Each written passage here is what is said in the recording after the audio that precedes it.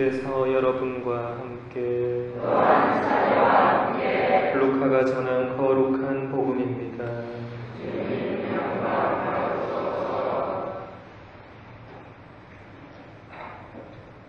예수님께서 겟네사렛 호숫가에 서 계시고 군중은 그분께 몰려들어 하느님의 말씀을 듣고 있을 때였다.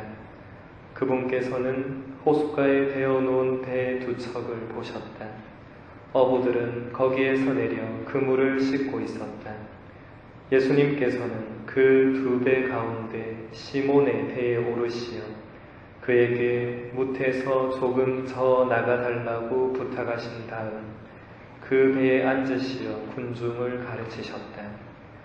예수님께서 말씀을 마치시고 나서 시몬에게 이르셨다.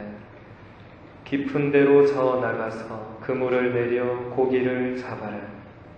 시몬이 스승님, 저희가 밤새도록 애썼지만 한 마리도 잡지 못하였습니다. 그러나 스승님의 말씀대로 제가 그물을 내리겠습니다 하고 대답하였다. 그렇게 하자 그들은 그물이 찢어질 만큼 매우 많은 물고기를 잡게 되었다. 그래서 다른 배에 있는 동료들에게 손짓하여 와서 도와달라고 하였다. 동료들이 와서 고기를 2배에 가득 채우니 배가 가라앉을 지경이 되었다. 시몬 베드로가 그것을 보고 예수님의 무릎 앞에 엎드려 말하였다. 주님, 저에게서 떠나 주십시오. 저는 죄 많은 사람입니다. 사실 베드로도 그와 함께 있던 이들도 모두 자기들이 잡은 그 많은 고기를 보고 몹시 놀랐던 것이다.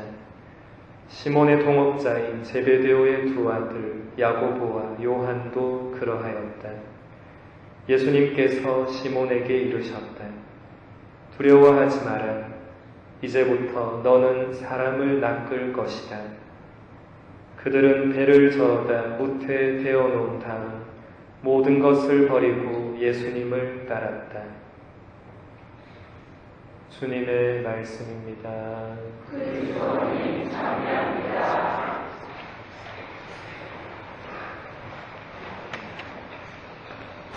참 예수님,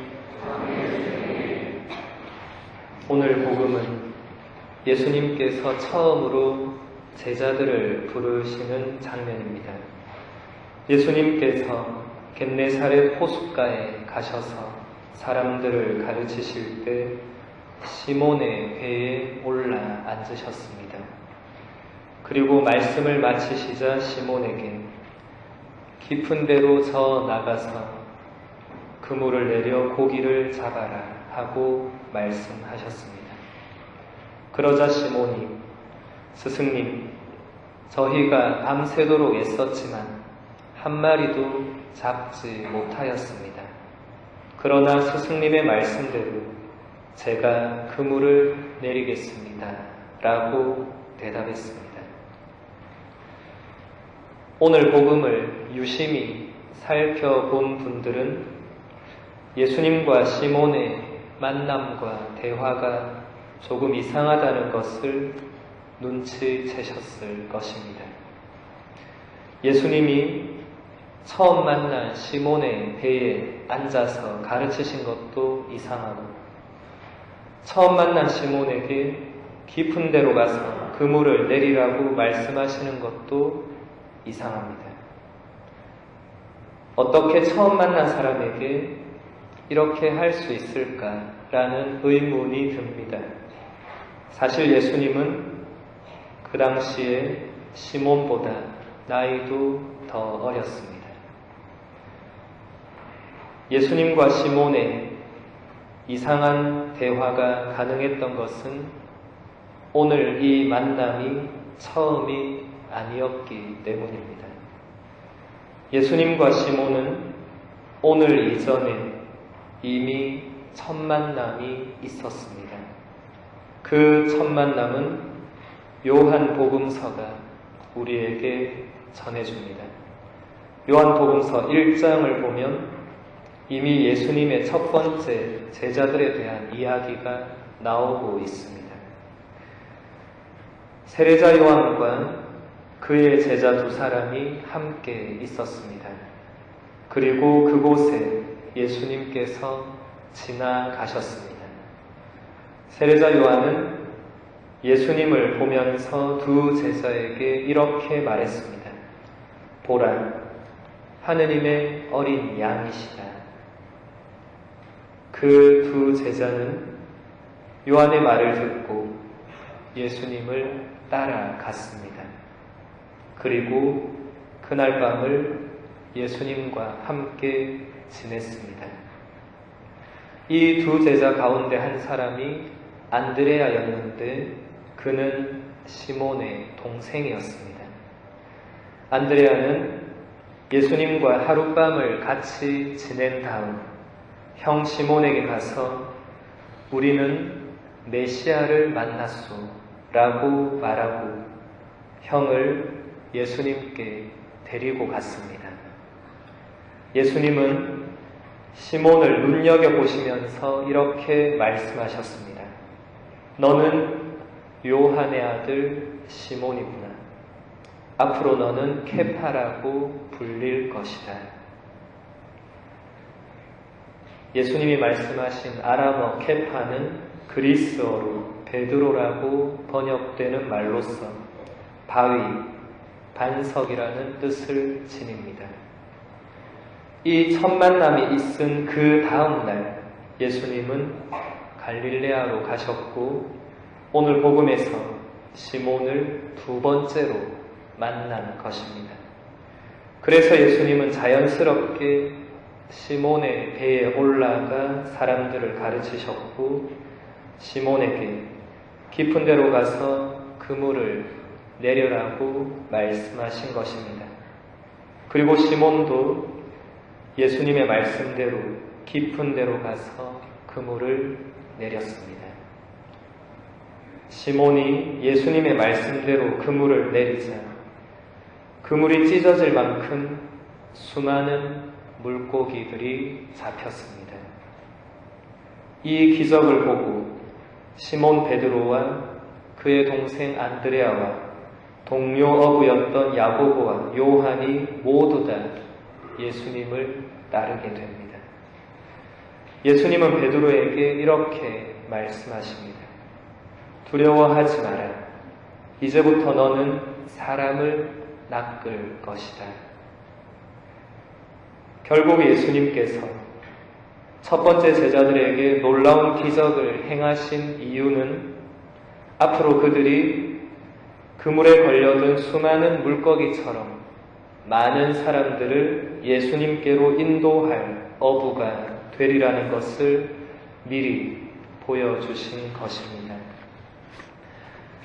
여기 앉아있는 우리들도 예수님의 부르심을 받고 예수님의 제자가 되어서 살고 있는 사람들입니다. 우리도 베드로처럼 사람을 낚는 어부로 부르심을 받은 것입니다.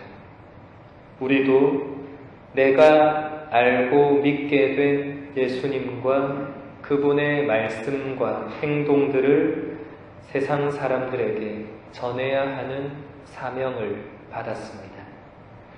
우리가 이 사명을 수행하는 데 있어서 가장 중요한 것을 오늘 예수님께서 분명히 가르쳐 주셨습니다. 우리도 깊은 데로 가서 그물을 던져야 한다는 사실입니다. 얕은 곳에 가서 그물을 던지는 것은 쉬운 일입니다. 힘과 노력을 들이지 않고도 할 수 있는 일입니다. 그런데 문제는 얕은 곳에 가서 그물을 던지면 물고기 외에도 쓸모없는 온갖 것들이 그물 안에 걸려든다는 것입니다. 그리고 더 큰 문제는 정말 필요하고도 큰 물고기들은 얕은 곳에 없다는 사실입니다. 그런 물고기들은 깊은 곳으로 가야만 있습니다. 그래서 우리는 깊은 곳까지 가는 수고를 감수해야 하고 깊은 곳에 그물을 던지는 더 큰 노력도 쏟아야 하며 물고기가 그물에 걸려들 때까지 기다릴 줄도 알아야 합니다. 그런 과정에서 한 마리의 큰 물고기라도 제대로 건진다면 100마리의 쓸모없는 물고기들을 건진 것보다 훨씬 값진 일을 한 것입니다.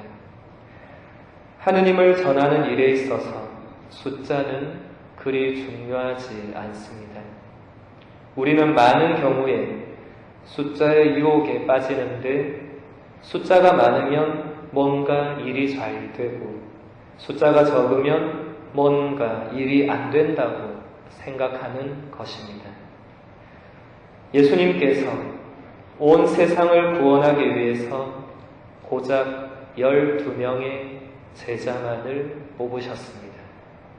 하느님의 일을 하는 데에는 많은 숫자의 어부가 필요한 것이 아니라 제대로 된 한 명의 어부가 필요한 것입니다.